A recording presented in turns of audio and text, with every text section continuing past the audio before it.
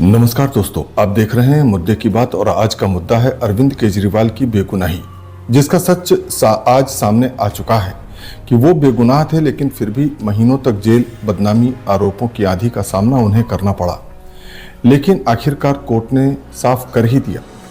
लेकिन अब हमारे सामने मुद्दा यह है कि क्या सच में ये पूरा मामला राजनीति से प्रेरित था या इसमें कुछ सच्चाई भी थी। इसीलिए आज मुद्दे की बात यह है कि अरविंद केजरीवाल षड्यंत्र का शिकार हुए और दिल्ली में सत्ता परिवर्तन हो गया। लेकिन जिन पर शराब नीति घोटाले का बड़ा आरोप लगा था, जिन्हें तिहाड़ जेल भेजा गया था और जिनकी छवि पर सवाल उठाए गए थे, आज वही अरविंद केजरीवाल कोर्ट से राहत पाकर बाहर हैं। तो सवाल यह है कि क्या सच में वो दोषी थे या फिर ये एक राजनीतिक खेल ही था। तो आइए सबसे पहले समझते हैं कि मामला क्या था।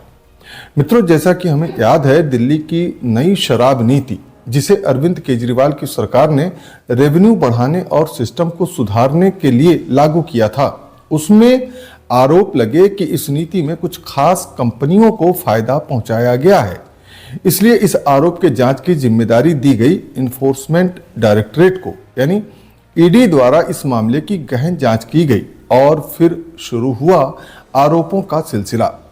फिर आया वो दिन जब ईडी ने केजरीवाल को गिरफ्तार कर लिया। देश भर में हलचल मच गई। समर्थकों ने कहा कि ये लोकतंत्र पर हमला है, विरोधियों ने कहा कि कानून अपना काम कर रहा है। लेकिन एक सवाल लगातार उठता रहा कि क्या सबूत इतने मजबूत थे कि एक मुख्यमंत्री को जेल भेजा जाए। लेकिन बावजूद इसके मुख्यमंत्री अरविंद केजरीवाल को तिहाड़ जेल भेजा गया, जहां उन्होंने कई हफ्ते बिताए। एक तरफ सत्ता, दूसरी तरफ सलाखें, एक तरफ जनता का नेता, दूसरी तरफ आरोपी होने का टैग। उनकी पार्टी यानी आम आदमी पार्टी लगातार कहती रही कि यह सब साजिश है, सच सामने आएगा। और फिर वो दिन आया जिसका सबको इंतजार था। कोर्ट ने कहा कि मामले में पर्याप्त ठोस सबूत नहीं है और केजरीवाल को राहत मिल गई।